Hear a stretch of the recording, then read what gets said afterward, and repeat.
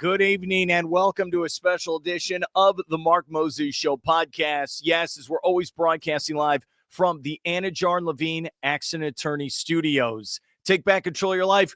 Call Anidjar and Levine today and get more details on them at Mark Moses Show. Now, as you could tell, I'm here with my good friend Joey V. We got to break down the latest on the firing of Billy Napier. I was not expecting to be doing this on Sunday night. I'm in a shirt that we were at a country festival all weekend in Cocoa Beach. But what are you going to do? Joey, he's got the N64 on. How you doing, buddy? What's up, man? I had John a couple weeks ago. Yeah. And we kind of knew this was going to happen, right? Even in the Texas win, it was still dysfunctional. So we'll start with this. You knew this was going to happen, but what are your thoughts? Billy Napier being fired today by Florida. I mean, it's been a long time coming, and it's a stress relief. It really is. It should have happened last year, but I vaguely understand why it didn't. But it still should have happened last year. I mean, we were talking about this after the Texas A&M game last year. Yeah. We're right back at it after the Texas A&M game this year. And, you heard reports this week and stuff leaking out about boosters meeting and stuff like that. And there was too much smoke for there not to be fire. And then I dug in and into it a little bit. And I was told from people that I trust that work with the athletic department and the football team, and they told me that, yes, it's happening this weekend regardless. So I knew it, but I didn't really want to say anything until I felt comfortable saying something. And with how Florida looked yesterday and how the coaching malpractice that happened last night and basically giving Mississippi State the game, let's just call it what it is. Florida didn't win, Mississippi State lost. I thought that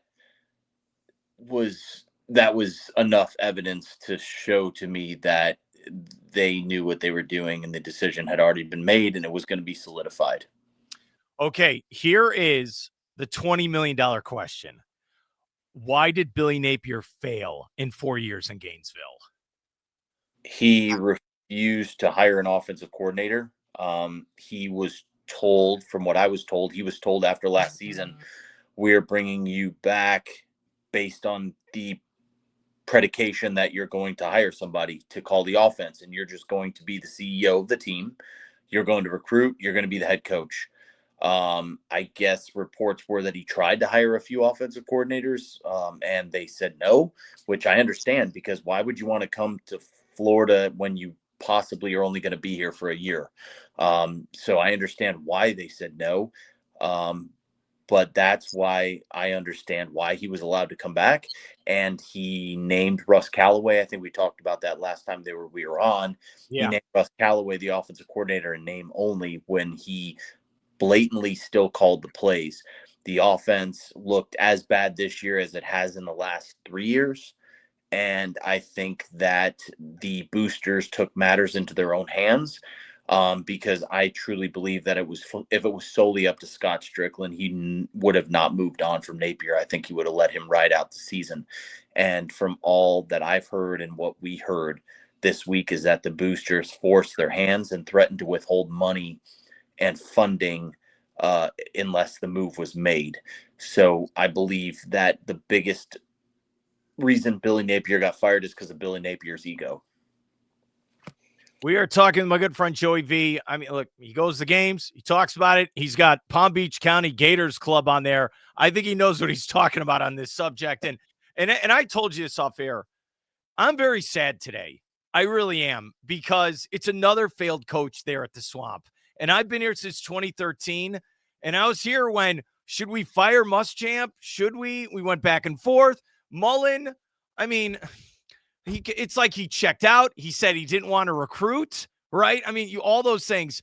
McElwain, the shark on the boat, even though it wasn't real. I mean, it's like it's over and over and over again. And then this guy comes in. They get him on the cheap. His legacy will be Sunbelt Billy. That's what it's going to be. And it's just a sad day for the program. I get it. People are relieved. I'm relieved, just like what you're saying. I'm happy it's over with. Napier's going to be completely fine.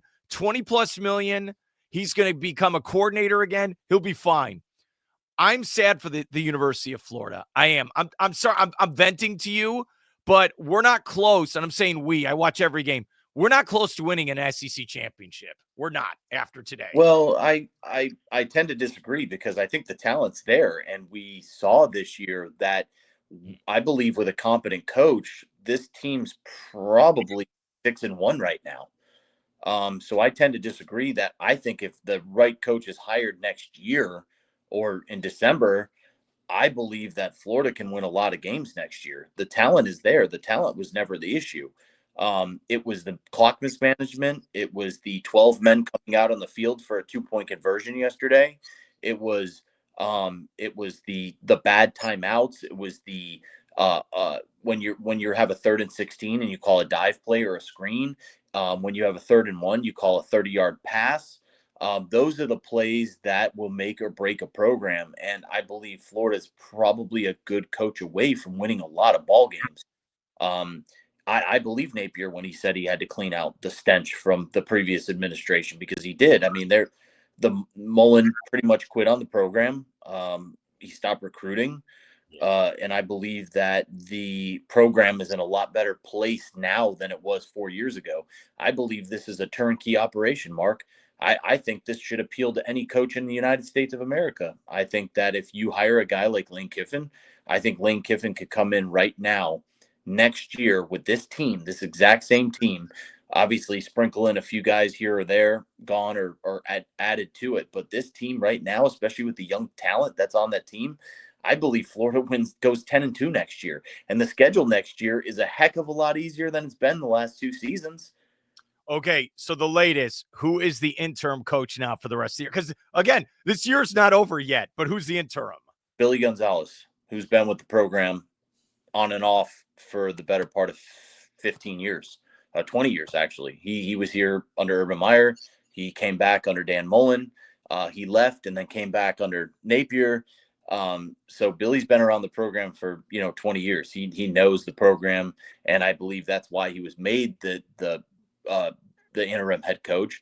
And also, he's the wide receivers coach, and it just so happens that the wide receiver unit at Florida has been the best unit on the team for the most part since Napier's been here. That was an obvious choice, but now we get to see Russ Callaway, who was the OC in name only. We get to see him call plays. This year is not over. This team could very much make a bowl game. There is 6 games left, and you have to win 3. So, yeah, they're going to have the bye, then the big game against Georgia, a game they've not won since 2020. Excuse me, 5 games left. Sorry. Yeah, no, it's okay, man. Look, I know. It feels like we played 15 games so far this year. 5 games, you got to win 3 out of 5. We're here with my good friend Joey V talking about the firing of Billy Napier today. Again, don't feel sorry for him. I don't. 20 plus million. The other flip side I want your thoughts on is I think Florida is okay where it's only, and I know it's crazy to say this, it's only 20 million. It's not like Penn State, 49 million, or God forbid, up there in Tallahassee, where I think there's reports they owe Norvell 60 million. Never should have given him that extension, right? My question for you is, does Scott Strickland, do you like that he's still part of this hiring process? I am not. I don't think he is part of the hiring process, Mark. Like I talked about earlier in the podcast, the boosters have taken control of the program. I tweeted out earlier that the adults are back in charge, and I fully mean that. From everything that I've told is the boosters made this move. The boosters are going to make the hire. There is big money people involved that have threatened to pull funding from his stadium renovation project. And I truly believe that Strickland is only there in name. He'll be a part of the interview process probably, but as far as making the final decision and who they're going to interview, I believe it is going to come down to 3 to 4 big donors. And I think that's a great thing. And I think today proved that Strickland doesn't have all the power as maybe he had a couple years ago. And I think that with I don't know if you saw the statement that he had put out after Napier was fired today. That is a statement that I didn't expect from him, where he said that they're going to hire an elite coach. The standard at Florida has not been met. That it basically read like things are going to be different going forward. And if I take him at his word, which I will at this point in time, it sounds like they're going to be serious. And the group of 5 head coach hires that they used to do in the past are no longer going to be a thing. It sounds like coordinators are going to be out. That's why I think they're going to swing for the fences, and you're going to see people's names come up like Lane Kiffin, like Marcus Freeman, maybe an Eli Drinkwitz, Brent Keese, names like that. But I think Lane Kiffin, from everything that I'm told, Lane Kiffin is target number 1, and they're going to make it hard for him to say no. You talked about the Missouri coach a couple weeks ago with me. I did.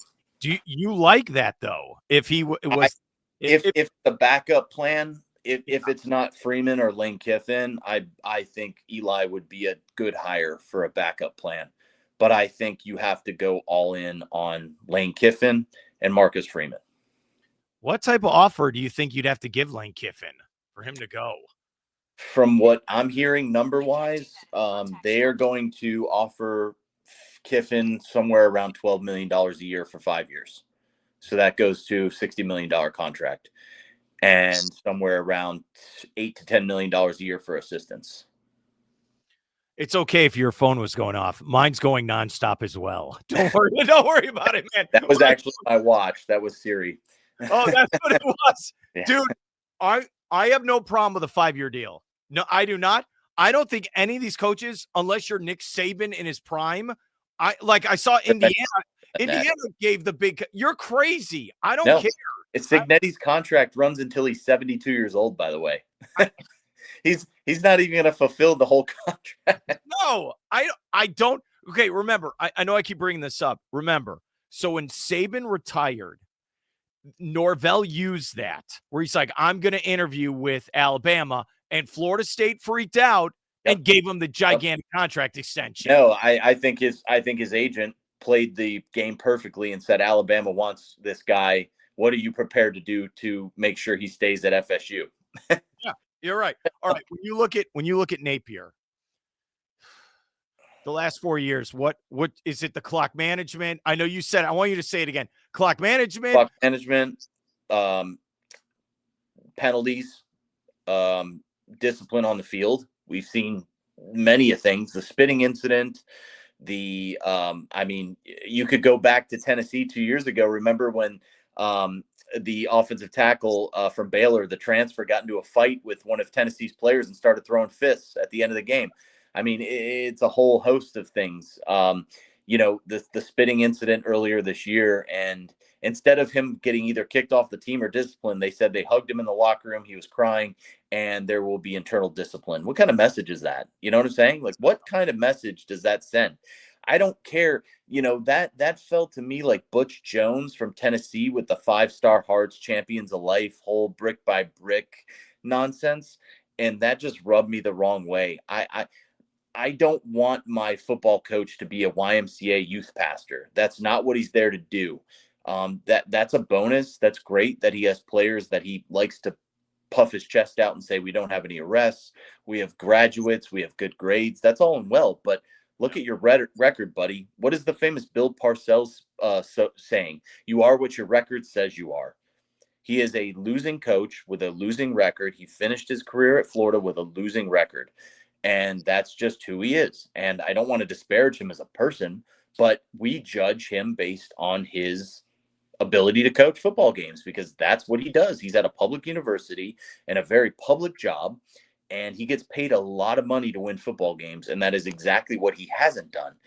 And I feel no guilt whatsoever bashing him. I was off the train, as I told you in the last podcast. I was off the train in Arkansas 2 years ago when he lost in overtime in the swamp. That showed me everything that I had to know about who he was as a coach, and he has done nothing but the same or worse since. And last night's win against Mississippi State, which was a win, was exactly kind of a whole cosm of his tenure here. I mean, it showed everything. Florida should have won that game by 3 or 4 touchdowns last night, Mark. They won by 2 points and needed an interception by a 375-pound defensive tackle on a horrible play call. Mississippi State botched that. And I was talking to, David Soderquist. I was talking to David last night. He called me last night. And we said to each other, this team could be 1-6 right now, Mark. Texas came back in that game, and Arch Manning missed a couple wide open receivers deep. I mean, Florida could have lost that game. Napier was trying to give that game away. It just so happened that Sark was willing to just give it right back. And that game last night, I mean, it's very plausible to say that Billy Napier could be 1-6, finishing his career at Florida, and the only win is against essentially a high school team in Long Island University. Yeah, the Texas game, no halftime adjustments, just trying to hold on. Yeah. Just hold on. That fourth quarter was a disaster, and you're right. They found, you know what it was? We're putting it all out there. They ran into a dumber coach than Napier in Texas. That's how they won. And that game, I don't know if I told you this. So when they took on the Aggies, my dad and I watched the second half, and my dad goes, why do the Gators look so slow on offense and like just vanilla? It's the Gators. And I think that summed up everything for me. Because Napier runs a high school playbook. He has about 10 to 12 plays. And he runs about, 20 different formations, but those 10 to 12 plays are all he has. There's a lot of motions and eye candy pre-snap, but there's been many teams over his tenure that have come out and said that they knew what plays were coming before they actually happened. Is he the worst coach in your lifetime at Florida? Yes, absolutely. Absolutely. He's worse than Muschamp. He's worse than McElwain. He's way worse than Mullen. But yes, Muschamp, let's not forget, Muschamp came in as a defensive coordinator that never coached before. His second year, he went 11-1.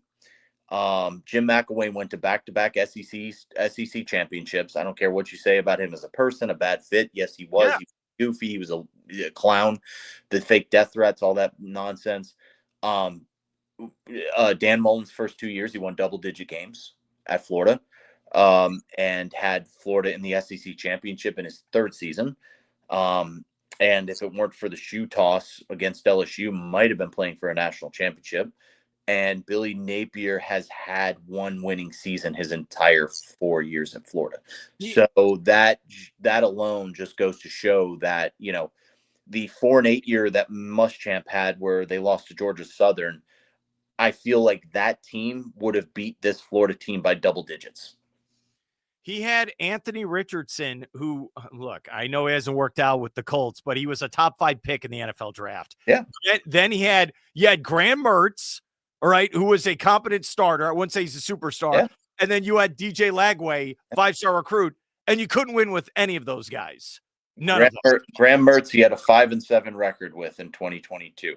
In 2023, he had a 5-7 record. 2024 last year, he had Graham Mertz, obviously, until he got injured. Yeah. Against Tennessee. And then Lagway came in, and I believe Lagway helped save his job last year because Lagway was pretty great last year, for the most part.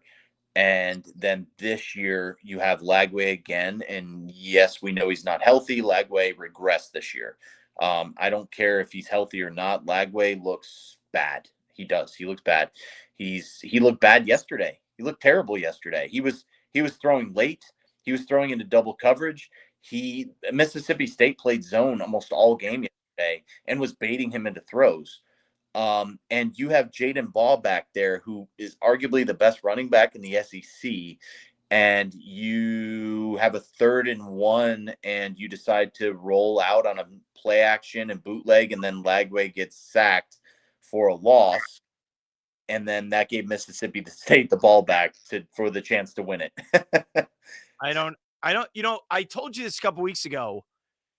Look, Lagway did not play in the spring. He barely played in the fall for camp. He did play, and he's injury prone. Who are we kidding here? He didn't play most of last year.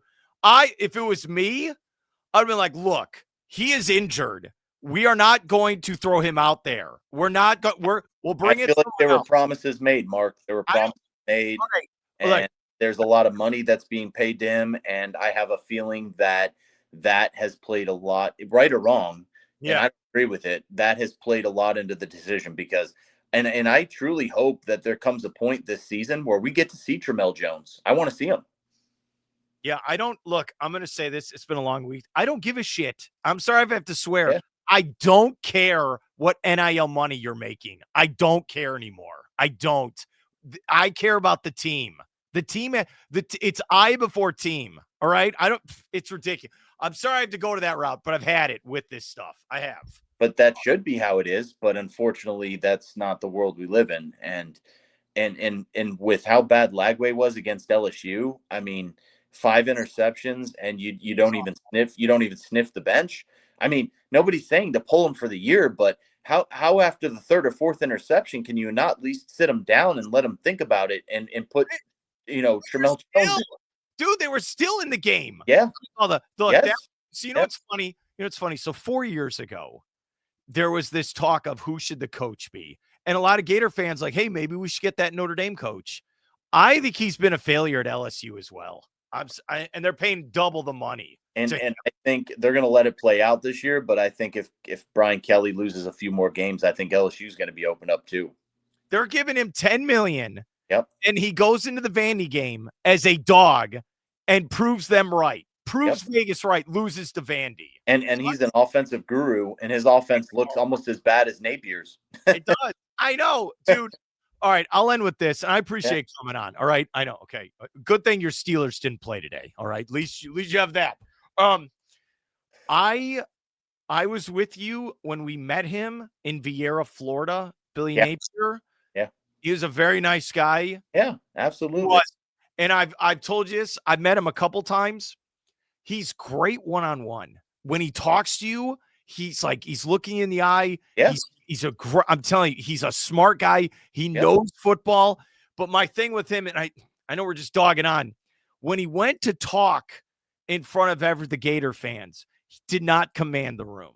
He did not one bit command. When I saw him in Nashville and Atlanta talk for SEC Media Days, did not command the room. Kirby Smart commands the room. Yep. I'm the coach. Here's what's going to happen. Yep. The only other time I felt that way was Willie Taggart. When I saw him at Florida State, I'm like, this is not good. Like, it's not. Okay. You just know, like, if you're going to be the coach at Florida, I'm not talking FAU. I'm not talking South. I'm talking the program. And that's why I think Napier's built for a lesser program, because I feel like that's okay to be that way at a lesser program. But at a school like Florida, you have to be an Urban Meyer type. You have to be a Spurrier type. You have to be a Dan Mullen type, where you walk in that room and you have BDE. I mean, you command the room, like you said. And that's why I feel like a guy like Lane Kiffin would come to Florida and immediately win and be successful, because he is that guy. He's that guy that commands a room. He's the guy that has the snarky attitude. And like I said, at the University of Florida, it's really nice to have a coach that's mild-mannered and polite and opens doors for old ladies. And, that's all well and good. But when it comes to Saturdays, you don't have that killer instinct. You're winning a game by 3 points and you act like you're winning a game by 30 points. And you're trying to run the air out of the ball or be cute, and it just doesn't make sense. And I think Napier's personality, as you said, came out on Saturdays, and I think that was one of his biggest. I hate to say this, but nice guys finish last, Mark, and it's not that way in all walks of life, but in business, in professional, in stuff like that, it's true. It's true. And it stinks that it has to be that way, but it's the reality of the world. And Napier is a walking proof that nice guys finish last in the coaching world. Well, I can tell you this. A lot of people are going to be watching that Florida-Georgia game. Okay. A lot of Gators fans. They're going to, because you know what it is? You saw that UCLA game against Penn State when they fired the coach and then they all looked motivated. Yep. I think there's going to be juice with this team. First of all, you got guys that are going to be putting tape on for next year. if Yeah. they want to leave. So they're going to be working their tails off to put film out there for other coaches. And you get a chance to ruin Georgia's season. You get a chance to put another loss on the record and possibly keep them out of the college football playoff. You might have a scenario where a team with 2 or 3 losses will win the SEC this year. I mean, anything's on the table with this. All right. What can we check out? Just follow you on Twitter? What should we do, buddy? Yeah. Follow me on Twitter, follow me on Instagram, whatever you like. So Okay. We will do that. Dude, thanks for jumping on with me. And look, we will continue moving forward to keep talking Gators. Have a great night. All right. all right, thanks, Mark.